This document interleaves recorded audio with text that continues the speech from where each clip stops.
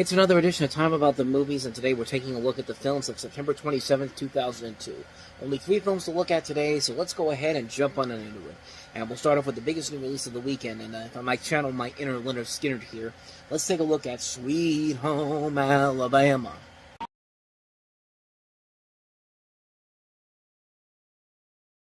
Sorry, it had to be done. But, Sweet Home Alabama, Reese Witherspoon stars as an up-and-rising fashion designer in New York who's gotten almost everything she's wished for in her life since she was little. She has a great career, the JFK-like fiancé of New York City, but when he proposes to her, she doesn't forget about her family back down south. More importantly, her husband back there, who refuses to divorce her ever since she sent divorce papers 7 years ago. To set matters straight, she decides to go to the South quick and make him sign the papers. When things don't turn out the way she planned them, she realizes that what she had before in the South was far more perfect than the life she had in New York City, and blah, blah, blah, blah, blah, blah, blah. How many romantic comedies have we seen with this exact same plot line? And, I guess the noteworthiness about this particular film is that it was actually the first film shot in New York City after September 11th, so I guess there's that. But other than that, though, this movie is something that we've seen done over and over again, and quite honestly, it's really nothing that different. I mean, it's literally the same movie we've seen done over and over again with this exact same plot. You know what's going to happen. Reese Witherspoon's going to realize that, oh, shoot, my life back in the South was actually pretty good. Maybe I should change my whole life again. And then you're going to have the third act breakup, and then you're going to have the realization that, you know, everything that she had before was perfectly fine before she moved to New York, and you know what's going to happen. And unfortunately, the film suffers from a lot of predictability and nothing too new or original with it. And it just falls apart right from the get-go. And yet, with all that said, it was still one of the biggest hits of the year. In fact, at the time, it was actually the biggest September opening weekend of all time, and made over $130 million in the U.S. alone. It made $180 million worldwide, so it only made $53 million everywhere but in the U.S. That should tell you everything you need to know, that even the people around the globe did not really care for this movie, but apparently everybody here in America loved it. And in fact, so much so that it still gets airtime on TV. Like, you can't go on FX or, you know, Freeform every month or so and not see at least one airing of Sweet Home Alabama there.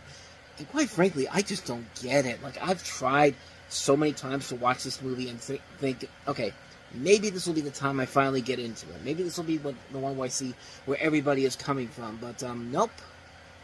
Nope, Reese Witherspoon is too good for a movie like this, and sadly, she's made a couple of these movies where she really is giving it too much of her all, despite the fact that the rest of the movie is not really all that great. In fact, the same writing team, the same writer actually wrote, I was about to say a New in Town, which is not a Reese Witherspoon movie, but it's pretty much the same concept as this. I mean, that one had Renee Zellweger in it, and that one was even lazier because it was a lame PG-rated romantic comedy. At least this one had the balls to be PG-13, and like I said, there have been comedies where this has worked before, where you have a predictable storyline, but there's at least an edge to it. The Proposal is a perfect example of that. You have Sandra Bullock and Ryan Reynolds, where they have to go from their city life to a more countryside, not specifically countryside, but more of a laid-back lifestyle than they're used to dealing with here. And you know the tropes are going to be there, but the chemistry between Bullock and Reynolds and the story overall works better in that film's favor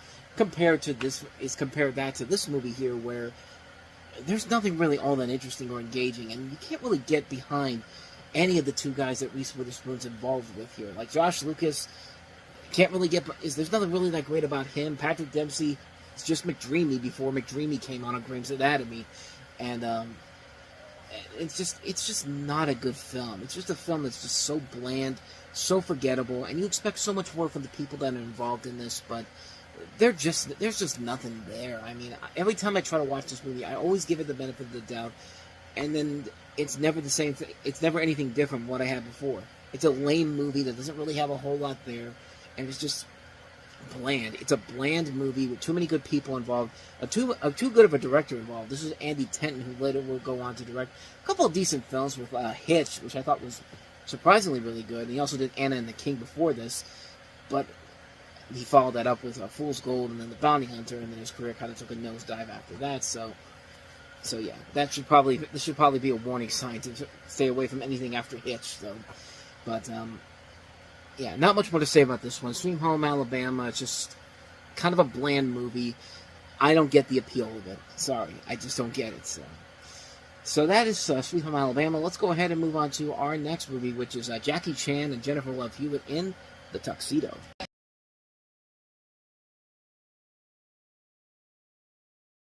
Talk about one of the weirdest movies I've ever seen. I remember going to see this movie in the theater, thinking that I was going to get a fun, high-concept, lighthearted comedy where you have, Jackie Chan. It's basically a spy parody that involves him gaining the ability to wear a special tuxedo that gives its wearer special abilities. It also involves a corporate terrorist threatening to poison the United States fresh water supply with bacteria that spills electrolytes into the blood and totally dehydrates the host.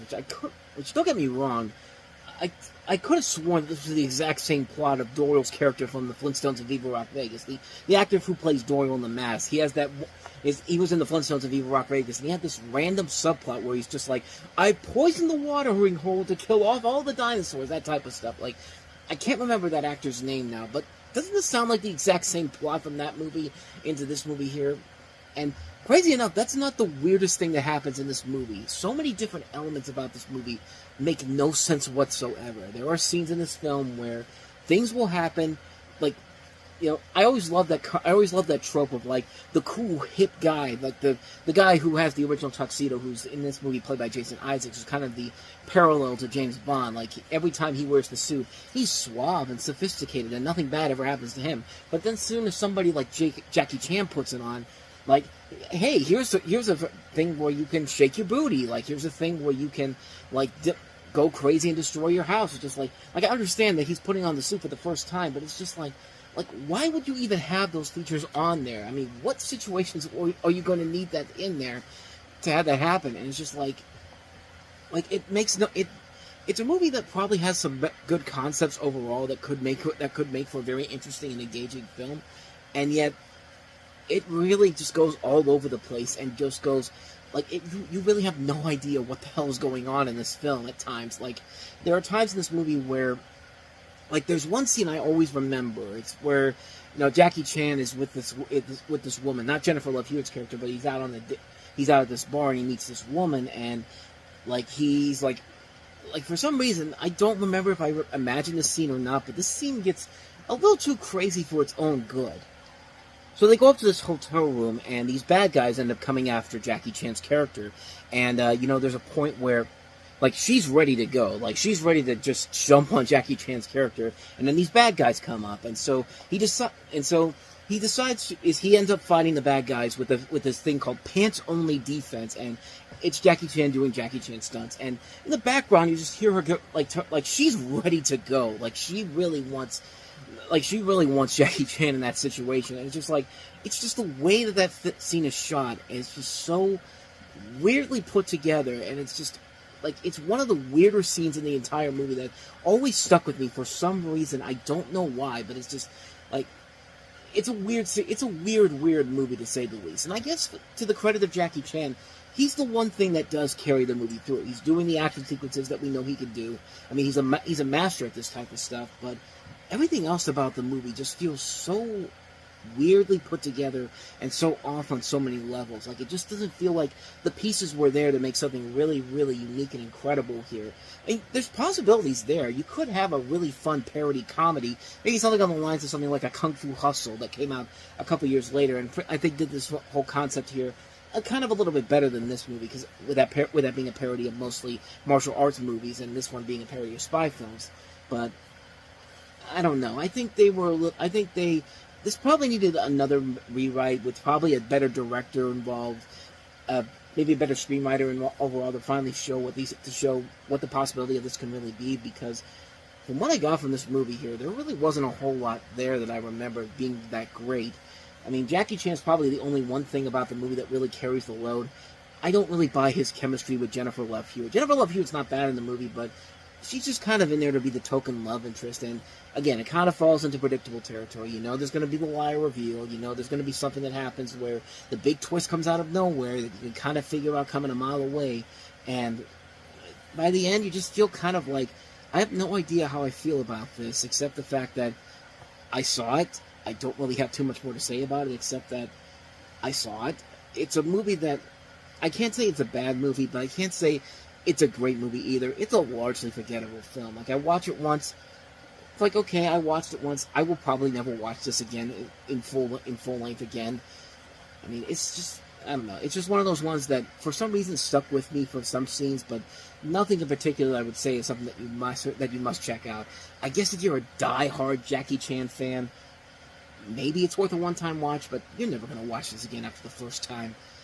So, yeah, not much more to say about that one. That's The Tuxedo. Let's go ahead and move on to our last movie, which is Moonlight Mile.